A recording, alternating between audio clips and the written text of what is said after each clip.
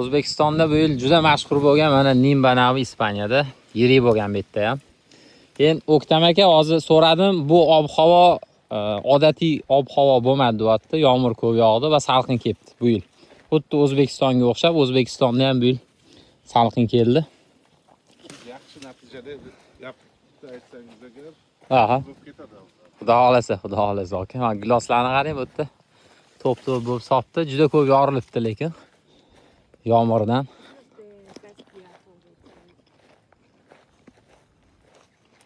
Sorry?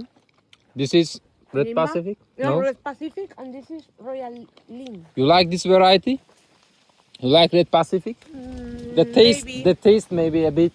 I like the variety for pollinating other It's varieties. highly productive you want it, Yeah. yeah? Agar mana O'ktam aka shu yerda aytganim Red Pacific O'zbekistonda ekilgan. Mazasi baribir sal orqaroq bo'ladi. Et sariq bo'ladi, ozgina taxirligi bor. Yaxshi solgani uchun yoqadi menga dedi. Lekin Nimba bundan ustunroq, mana yirikroq, shirinroq, ham erta pishadi. Bu may oxirida pishadi O'zbekistonda, 20-maydan keyin. Shunaqa gaplar. Zaragoza.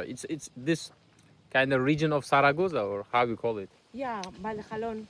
But inside Zaragoza? Yeah. Okay. Zaragoza. Zaragoza is a region or how you call it? Sorry? Zaragoza is a region Yeah. or what, how you call it?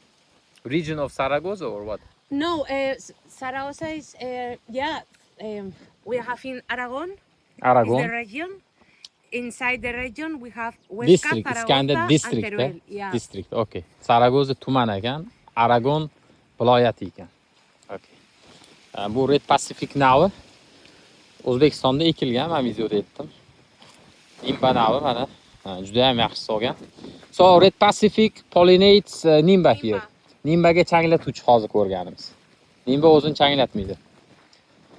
So Ma'sud nega ustini yopmagan ko'rankani haligi portladiki bular bor. bu ona bog'. Ha, ona. Katta bog' bo'lsa yomg'irdan va qushdan himoya qilardi baribir. Bu ona. Bu yerda mevasini bularga faqat ko'rsa bo'ldi. Yorilgani sifati 2-daraja. So he asked why you didn't close the trees. I said it's because mother block.